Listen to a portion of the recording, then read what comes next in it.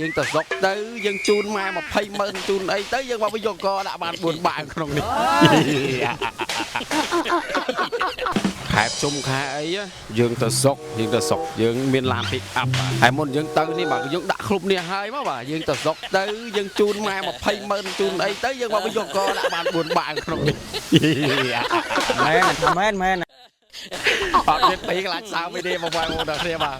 យើងដាក់អង្គ4បាវមកយើងដាក់ចេក2ស្ទងមកបាទត្រីងៀតត្រីអីនេះយើងដាក់មកទាំងអស់មកគឺវាអត់សើមទឹកទេជូនម៉ែដល់20ម៉ឺនឯងបានហើយណា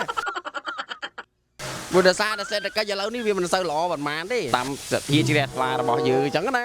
ហ្នឹងហើយយើងកុំភ្លេចបាទដាក់គ្រប់នេះមួយទៅបាទដើម្បីជាភាពងាយស្រួលនៅក្នុងការយើងដឹកអង្គត្រឡប់មកវិញឥឡូវនៅក្នុងស្តុកមានតែ Toyota Tundra ហើយនឹង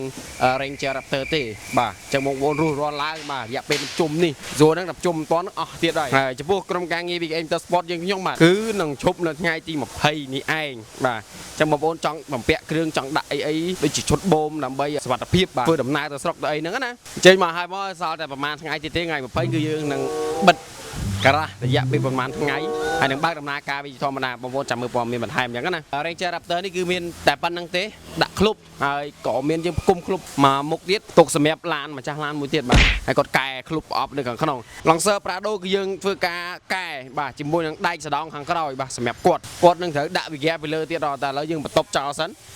គាត់អូខេយើងចាប់យកតែម្ដងអញ្ចឹងចំពោះគ្រឿងផ្សេងបាទបងប្អូនដាក់ឲ្យមុនជុំទៅដូចជាក្លុប Canopy នេះអញ្ចឹងទៅយើងដាក់ក្លុបនេះមួយយើងទៅសុកដឹកខ4បាវឯងមកជូនលុយ20ម៉ឺន